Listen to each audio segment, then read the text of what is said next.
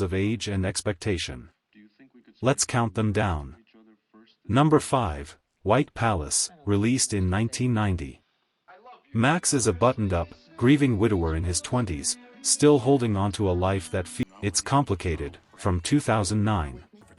Jane is a successful, independent woman years into her divorce, finally at peace with her life.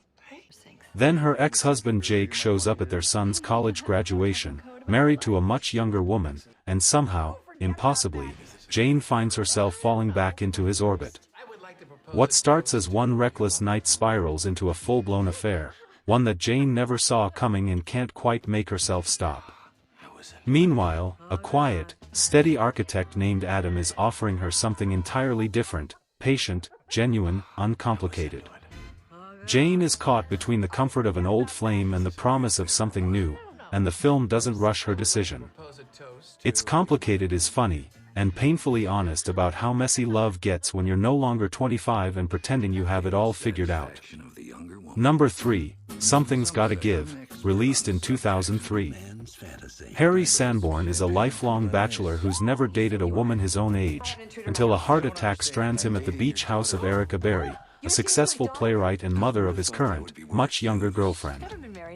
Forced to recover under her roof, Harry and Erica go from openly despising each other to something neither of them can name. Erica hasn't let herself feel this way in years. Harry, for the first time in his life, can't charm his way past real intimacy. Their chemistry builds slowly, through late-night arguments and unexpected honesty, until the attraction becomes impossible to ignore. Something's Gotta Give flips the usual age gap story on its head, and lets a woman in her 50s own her desire without apology. Number 2, The Graduate, from 1967. Benjamin Braddock has just come home from college with no direction, no ambition, and no idea what he wants from his life.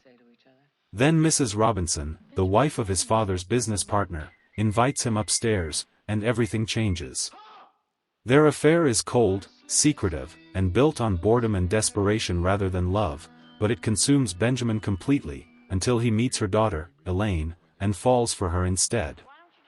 What follows is one of cinema's most iconic tangles of jealousy, betrayal, and obsession, all set against the quiet panic of a young man terrified of becoming exactly what everyone expects him to be. The Graduate isn't a love story in the traditional sense. It's a portrait of restlessness, and the older woman who becomes both an escape and a trap. Number 1, Harold and Maude, released in 1971. Harold is a wealthy 19-year-old obsessed with death, staging elaborate fake suicides just to get a reaction from his detached mother. Maude is 79, vibrant, free-spirited, and living every day like it might be her last. They meet at a funeral, a stranger's funeral neither of them actually knew, and from that odd beginning grows the most unlikely, tender relationship in film history. Maude teaches Harold to steal cars for joyrides, to dance, to actually feel something other than numbness. Harold falls in love with her, completely and without shame, and Maude, against everything society would say about it, loves him back. Their relationship isn't about scandal, it's about two people who see each other clearly for the first time. Harold and Maude remains one of the boldest, strangest, most moving love stories ever. Which one hit you the hardest? Drop your pick in the comments, and if you want more countdowns like this one, make sure you're subscribed.